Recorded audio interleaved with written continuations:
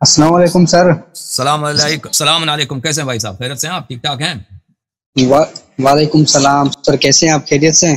اللہ تعالیٰ کا احسان ہے، بہت مہربانی آپ کی۔ آپ سنائیں۔ اچھا سر، آج جو خدمت میری سر آواز صحیح ہے؟ رہی پہلے کنفرم آواز کیجیے گا۔ بالکل واضح ہے، بہت بہترین ہے۔ Okay okay okay sir. Sir آج جو سر آپ کی خدمت میں سر میں حاضر ہوا ہوں، سر کچھ حدیثیں تھیں اہل تشیع کی کتب سے، اور وہ آپ کی جو ہے ریکنفرمیشن چاہ رہا تھا کہ وہ آپ کی کتب میں ایگزسٹ کرتی ہیں کہ نہیں کرتی، اور ان حدیثوں کی جو معنی ہم سمجھے ہے، جو ہمیں بتائی گئی ہے، وہ اس کی معنی وہی ہے، اور وہ حدیث سر ماتم اور نوحے کے اگینسٹ میں ہے۔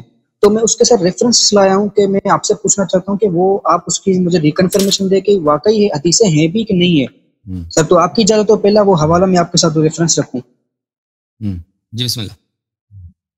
اچھا سر، پہلا سر وہ کتاب کا نام ہے ملا یحذر الفقی، اس کی سر جلد نمبر 4 ہے اور صفحہ نمبر 554، اور اس کی حدیث نمبر ہے 5814، جس میں سر رسول اللہ صلی اللہ علیہ وسلم نے فرمایا ہے کہ النیاحۃ من عمل الجاہلیہ، کہ نوحہ کرنا یہ جاہلیت کا عمل ہے۔ تو سر اس پر تھوڑی روشنی ڈالیے گا کہ یہ مطلب کہ آج جو میں دوسرا ٹاپک دیکھیں وہ جو ہوتا ہے نا النیاحہ من عمل الجاہل، میں آپ کو بتاؤں کیا وہ یہ تھا کہ پہلے زمانے میں رسول پاک صلی اللہ علیہ وسلم کے زمانے میں عورتیں ہوتی تھیں، نوحگر عورتیں ہوتی تھیں، پروفیشنل نوحگر۔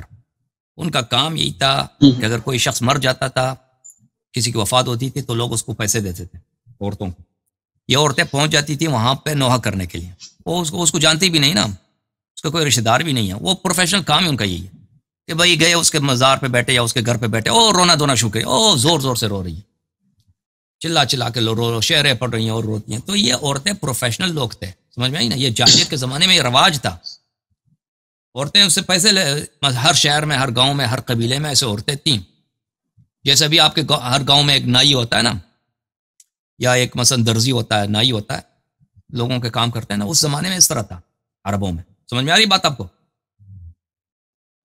جی جی سر، پر اطلاع ہاں، مطلب تو کہ یہ جنرلی نہیں ہوگا کہ عورتیں جیسے جو ہیں، آج ہم کر ہاں رہے ہیں۔ یہ عورتیں یہ نوحہ کرتی تھیں، تو ان کے عمل کو بولا ہے کہ یہ کام جاہلیت والا کام ہے، جاہلیت کے اچھا زمانے سے، کہ آپ پیسے لے کر، ابھی جو ہے نا، میں فرض کریں کوئی خاتون ہے، اب اس کے شہر میں کوئی مر گیا، تو اس کے لیے اگر کوئی وہاں پہ کوئی پروگرام رکھیں گے نا، کوئی ماتم وغیرہ کا کوئی مجلس رکھیں گے، تو اس کو بلاؤ، وہ اس کو جانتی بھی نہیں ہے اس کون مرا ہے، بس آ کے رونا شروع کر دیا، بھائی اس کا کام یہی، اس کو آتی ہے بھائی کس طرح روئے، چلائے، آواز نکالے۔ تو وہ نوحگر عورتیں جو ہیں، ان کا کام جو ہے جاہلیت کا کام ہے، سمجھ میں آئی نا بات؟ اس کو بولا ہے۔ وَإِلَّا رسول اللہ صلی اللہ اچھا علیہ وآلہ وسلم نے خود جب حضرت حمزہ علیہ السلام شہید ہو گئے تھے، تو جنگ احد میں، ایک میں آپ کو دکھا دوں حدیث اگر مجھے مل جائے، میں آپ کو حدیث دکھاتا ہوں۔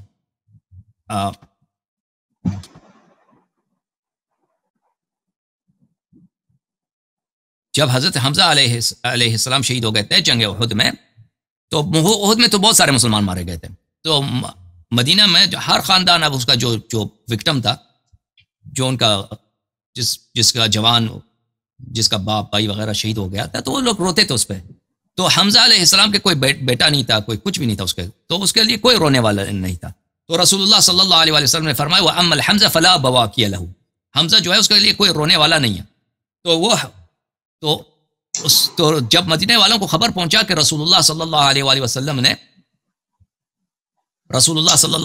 نے یہ فرمایا کہ حمزہ کے لیے کوئی نہیں روتا، تو انصار کے لوگوں نے، سب مدینے والوں نے اپنے عزیزوں کے لیے رونا بند کر دیا، کہہ دیا کہ بھئی خط چھوڑ دو، اور سب نے رونا کس لیے شروع کر دیا؟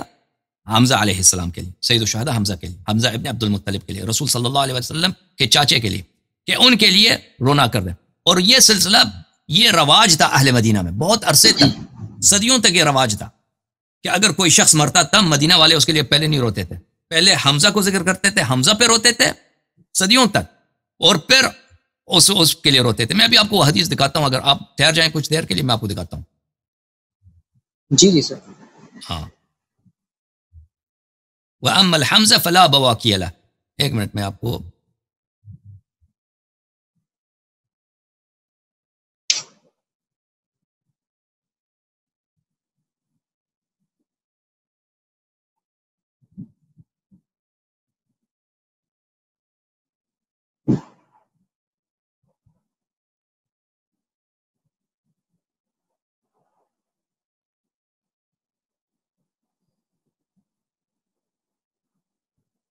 ایک منٹ میں کتاب لے کے آتا ہوں.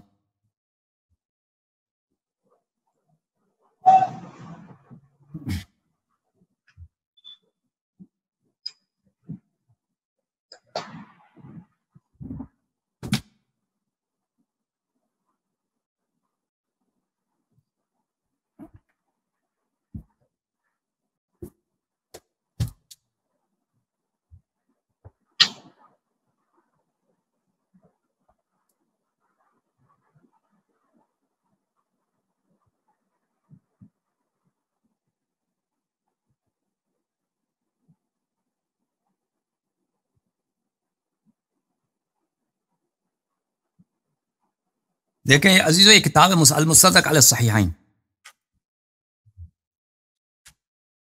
المستدرک علی الصحیحین للحاکم النیشابوری، جلد نمبر 3، چھاپ دار الفکر، کتاب چھپی ہے سنہ 2009 میں، دار الفکر بیروت لبنان میں. بھلے ملاحظہ فرمائیے، بھلے صفحہ نمبر 407 میں، یہاں پر حدیث نمبر 4956 میں، یہاں پہ جابر سے، لما جرد رسول اللہ صلی اللہ علیہ وآلہ وسلم حمزہ بکا، جب رسول اللہ صلی اللہ علیہ وآلہ وسلم نے حمزہ کے چہرے سے وہ پردہ اٹھایا، جو ان کے کفن جو ہے وغیرہ، ان کے چہرے پہ جو بھی تھا وہ اٹھایا تو رونے لگے. فلما رأى امثالہ شہق، جب رسول اللہ صلی اللہ علیہ وسلم نے دیکھا کہ حمزہ علیہ السلام کو کیا ان کو مسلح کر دیا ہے، یعنی ان کو یہ ہندہ جو ہے نا معاویہ کی ماں، اس نے کیا تھا، حمزہ علیہ السلام کے کان وغیرہ کاٹے تھے، اور پھر اس نے جگر کاٹا تھا. جب رسول اللہ صلی اللہ علیہ وسلم نے دیکھا اپنے چچا کی حالت تو چیخ ماری ہے پیغمبر صلی اللہ علیہ وسلم نے، چیخ ماری، ٹھیک ہے نا. اچھا، اللہ آپ کا بھلا کرے.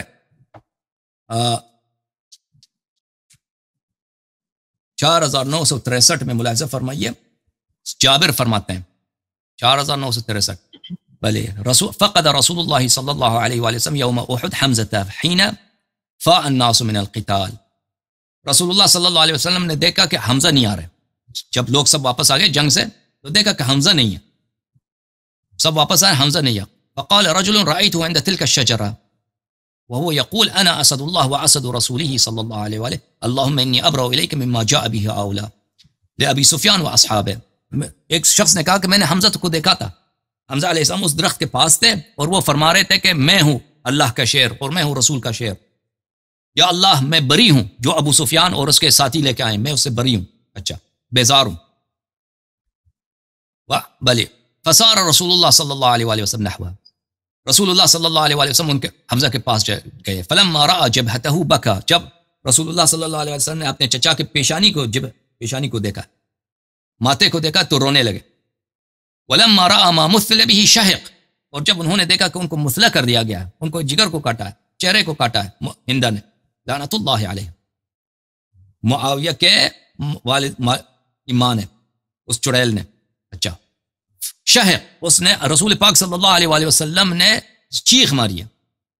ثم قال الا کفن، کفن نہیں ہے، پھر لوگ کفن لے کے آئے. اچھا آپ اللہ آپ کا بھلا کرے کہ اس کے علاوہ آپ کی خدمت میں عرض کروں کہ سب سے بڑا جو ہے قرآن مجید میں، فرقان حمید میں جو ماتم ہے، ملاحظہ فرمائیے،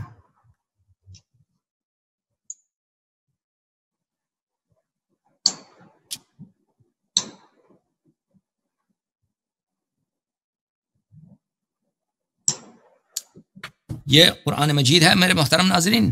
یہاں پہ سورہ مبارکہ یوسف دیکھیں، وَتَوَلَّى عَنْهُمْ وَقَالَ يَا أَسَفَا عَلَى يُوسُفَ وَابْيَضَّتْ عَيْنَاهُ مِنَ الْحُزْنِ فَهُوَ كَظِيمٌ قَالُوا تَاللَّهِ تَفْتَأُ تَذْكُرُ يُوسُف.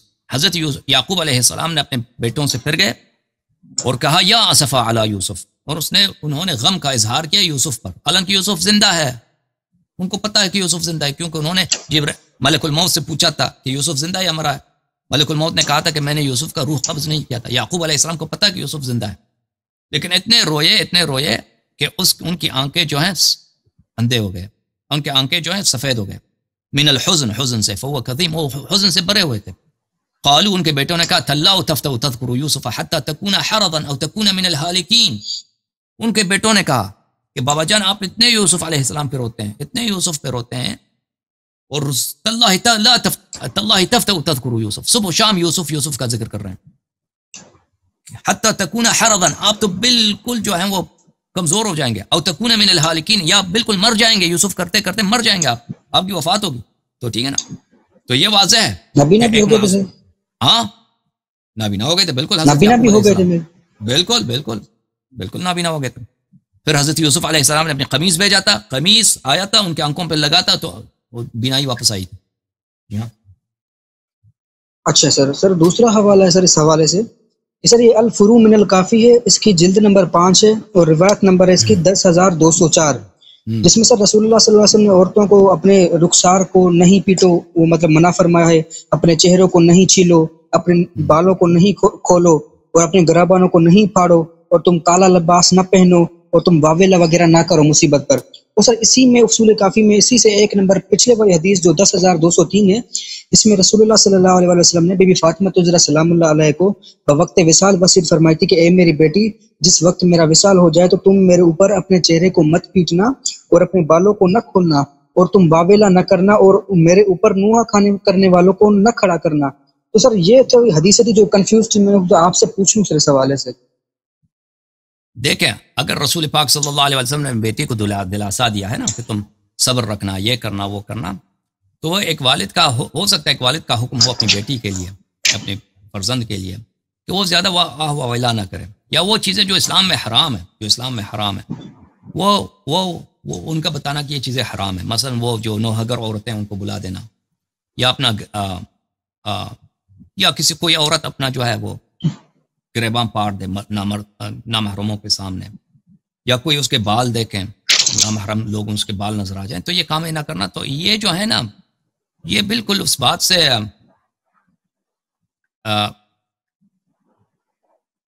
یہ ان باتوں کو ہم مانتے ہیں، لیکن اس کا تعلق یہ نہیں ہے کہ کسی کے لیے رونا حرام ہے. ابھی میں نے آپ کو صحیح حدیث دکھائی کہ رسول پاک صلی اللہ علیہ وسلم نے خود حضرت حمزہ علیہ السلام کی چیخ مار کے رویا ہے، اور انہوں نے بھائی امام حسین علیہ السلام پہ جو انہوں نے رویا ہے وہ احادیث بہت زیادہ ہیں. میں آپ کو دکھاتا ہوں، یہ حدیث ہے مسند احمد بن حنبل میں، مسند احمد میں چاپ دار الحدیث، یہاں پر ملاحظہ فرمائیے. بھلے یہاں پر جبرائیل علیہ السلام آتے ہیں رسول اللہ صلی اللہ علیہ وسلم کے پاس، بہرحال یہ غم کی حدیث ہے، اور امام حسین علیہ السلام کے واقعات سنتے ہیں تو رسول پاک صلی اللہ علیہ وسلم روتے ہیں. اور اس طرح بہت سارے احادیث آپ کے کتب میں کہ امام حسین علیہ السلام کے غم میں انہوں نے چیخ کے رویا ہے، یہاں تک کہ لوگ ان کی آواز سنتے تھے. جی بالکل سنتے تھے. تو یہ ان کی ماتم ہے، یہ نوحگری ہے، مصیبت سے پہلے نہ مصیبت کے بعد. مصیبت سے پہلے انہوں نے رویا، مصیبت کے بعد، اگر مصیبت سے پہلے انسان مثلا آپ کو پتہ ہے کہ آپ مثلا کوئی شخص مر جائے گا، اس پہ انسان اتنا نہیں روتا، ٹھیک ہے نا، لیکن ایک دفعہ سنتا ہے کہ وہ آپ مر گیا تو رونا تو زیادہ ہوتا ہے، اس وقت ہوتا ہے نا. تو اگر رسول پاک صلی اللہ علیہ وسلم مصیبت سے پہلے اس طرح چیخ کر روئے ہیں، تو مصیبت کے بعد تو ان کی حالت کیا ہوتی ہے؟ اگر زندہ ہوتے تو ہم کیا اندازہ کر سکتے ہیں. بہرحال تھینک یو سر، بہت مہربانی آپ.